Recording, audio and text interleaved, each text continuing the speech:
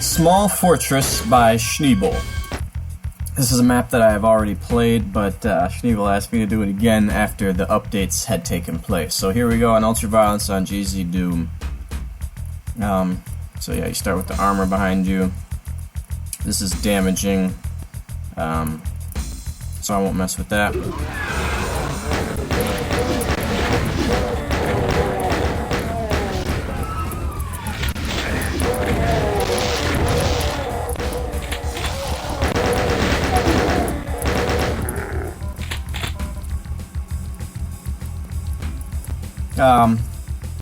Yeah, one thing about this opening fight, it was nice to have this chain gunner over here, but what might even be better is if he's hidden, but still not deaf, so that after I start shooting these humans and imps in here, he comes around the corner and starts shooting me by surprise.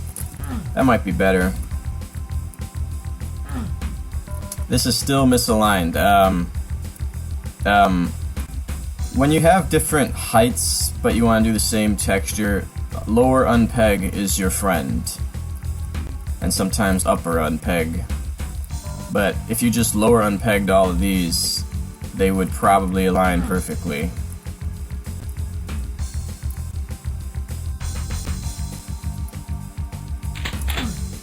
Okay, yeah, this is red door. Here again, it's misaligned. This is red door, but it's not marked at all. That's just... Is it so hard to use the appropriate texture? I mean, sometimes it can be okay not to mark your doors, but I'm not sure this is one of those times.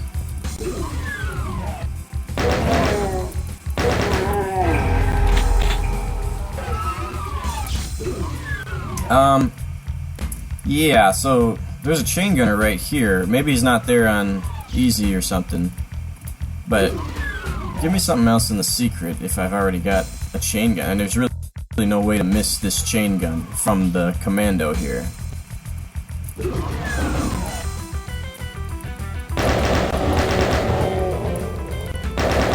Oh boy.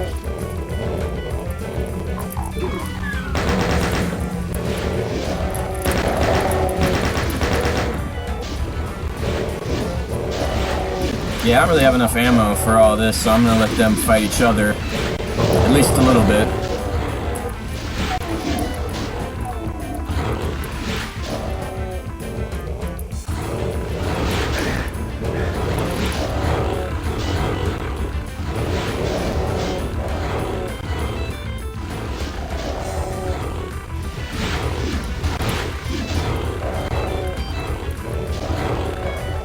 They might get him.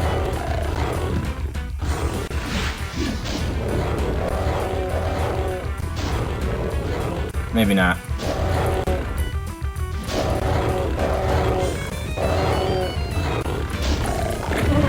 Close though. Oh, there's more. Here's some ammo.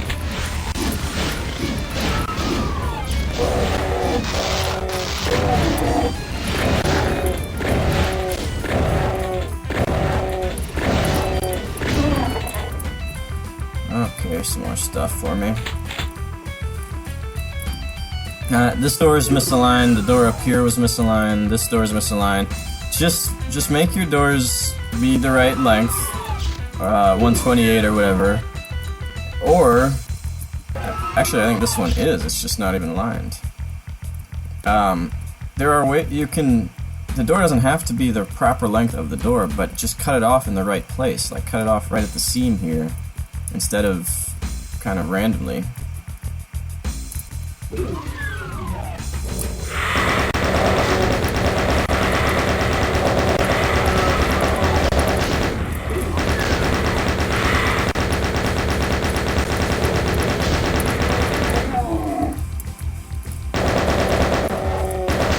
And while we're talking about doors, they don't always need to close. In fact, it's probably better if many, if not most of your doors are just D1s or S1s.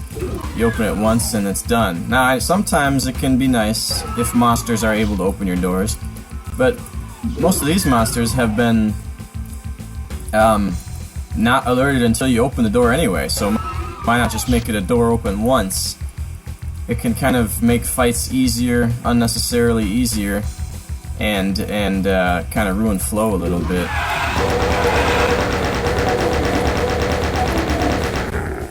There's a blue key.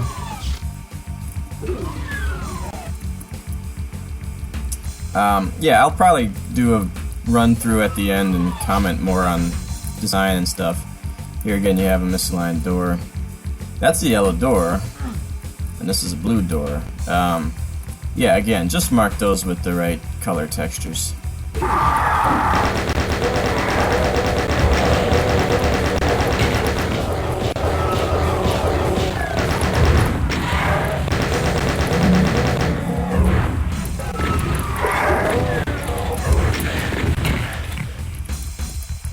And there's my yellow key.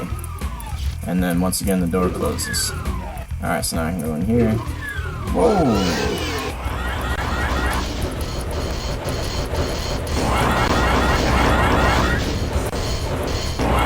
Seriously?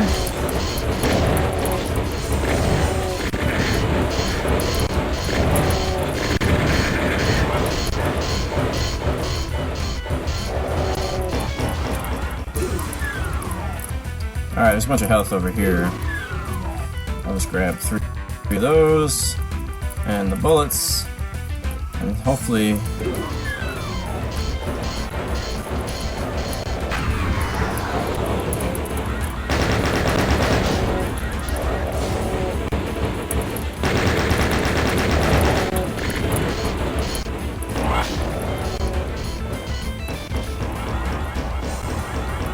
I don't think the mastermind cares at all that the little guy's shooting him.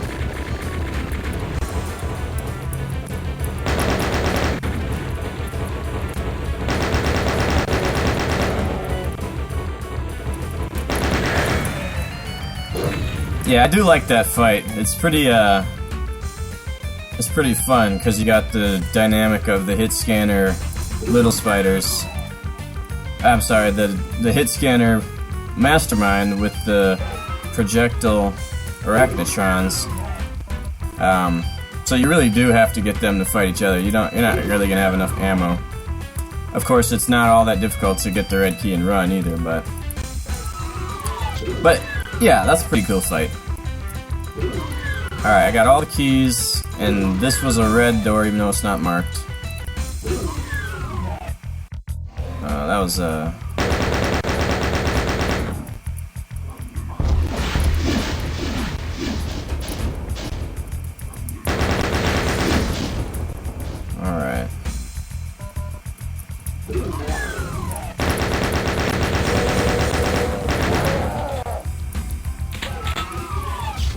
I think this is all new. I think this was basically the exit before.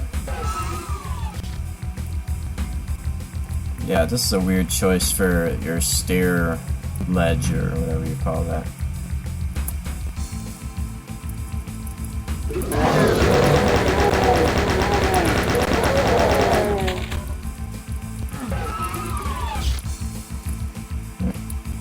How many secrets are there? 4 secrets.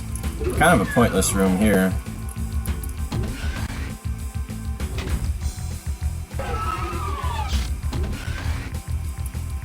Yeah, so I think you have that as lower unpegged. But that might be better not. Is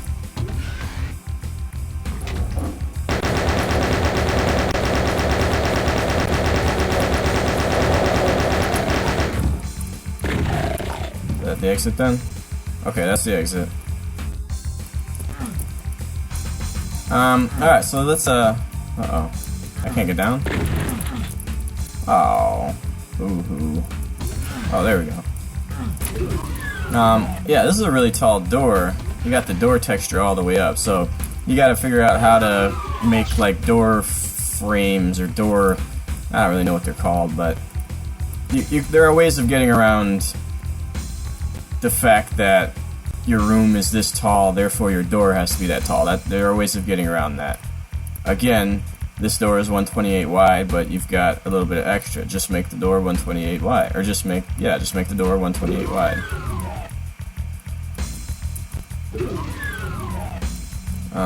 Yeah, some sort of weird thing happened here when I opened that door.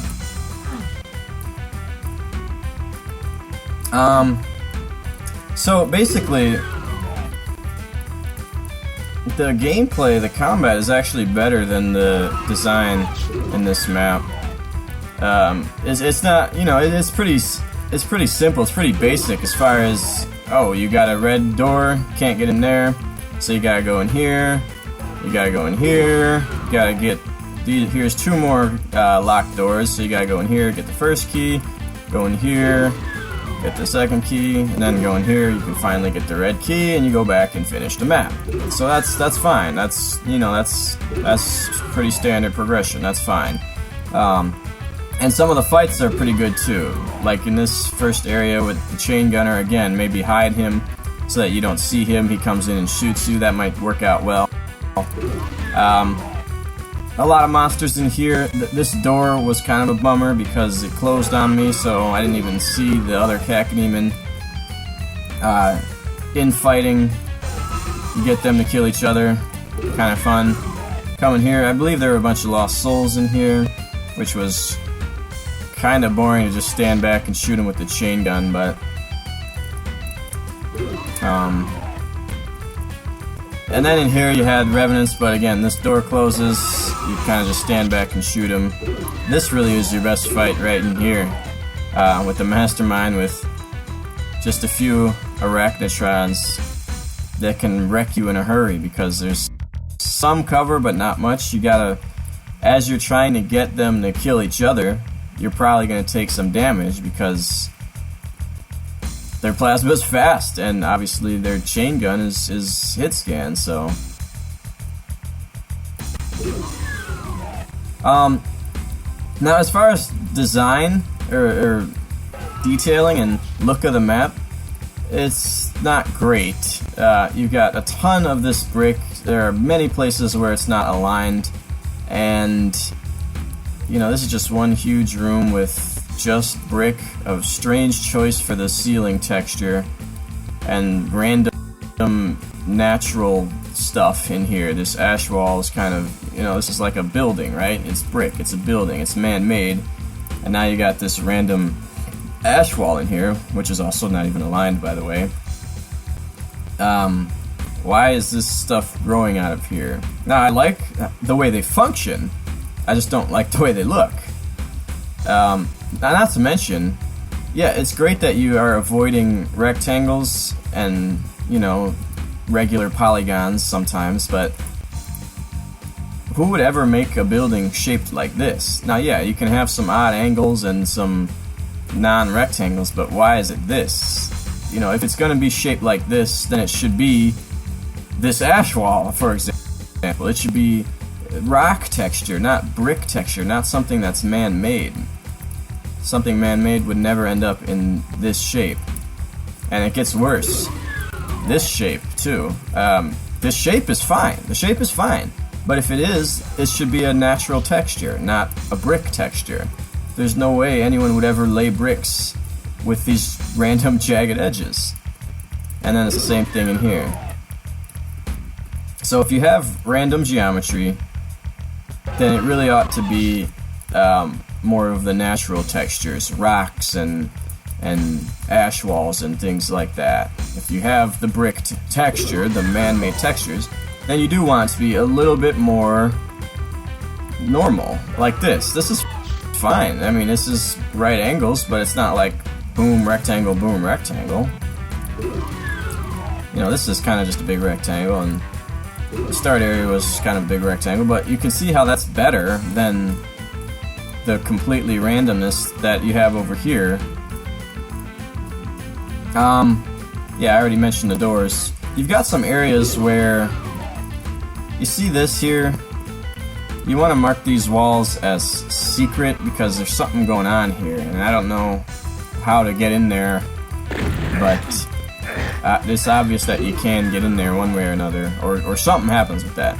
This too, this is pretty obviously another secret, and here too, because of the wall like that. So if you mark those as secret, that'll show up as a solid line. I already mentioned the stairs. Yeah, light. There's some light. You didn't really do anything with lighting. I guess here's some. This is darker than... Yeah, this path is darker than that, the edges, but there's not really any reason for it. There's no light texture in here. Maybe it's the lava that illuminates that. I don't know. And I think in the start room you had... Yeah, so you've got this is apparently darker than the surrounding blood. But yeah, I think that's about it. Oh yeah, you did do a dark room in here. Oh, one other thing to mention. When you have a floor texture change, it is often, and I won't say always, but almost always, wise to have a floor height change. So when you have a floor texture change, have a floor height change, because this is kind of weird to just have this. Actually, that's a Hama effect, isn't it? Yeah, I think you've got some sort of missing texture somewhere in here, I think, or am I just imagining that? But anyway, it's often good to have a floor height change when you have a texture change. It just makes it look better, even if it's just a few pixels, like a threshold type texture that's maybe too higher by the width of this door frame. That would make this look a lot better, rather than boom, this texture meets this texture. And you do it again here, you might consider a threshold there or something. Oh yeah, you got this kind of bleeding out. I'm not sure what you did with that door there. Here again, and yeah, I'm not sure what the purpose of this room really was. Just kill a few monsters, get nothing out of it, except a little bit of shotgun ammo.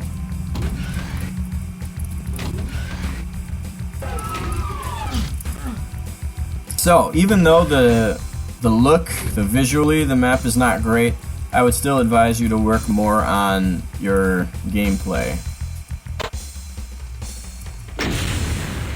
Because the more I've mapped, it just seems to me that visual detailing and beauty comes more naturally than good gameplay, good combat. So if you intentionally work on good combat, good gameplay, then you'll get better at that. I don't think you'll really get better at it naturally, organically, but you will get better at visually designing, just naturally, organically. You'll play more maps, and you'll learn more about the editor, and you'll realize how to do more things, and you'll just get better at visuals. But I don't know if you will naturally get better at gameplay. At least I don't think I did without intentionally putting effort into that aspect. So that's my advice to you. Yeah, I'd be willing to play more of your maps. Take my advice with a grain of salt, as you would anyone's. Look forward to seeing what else you might do.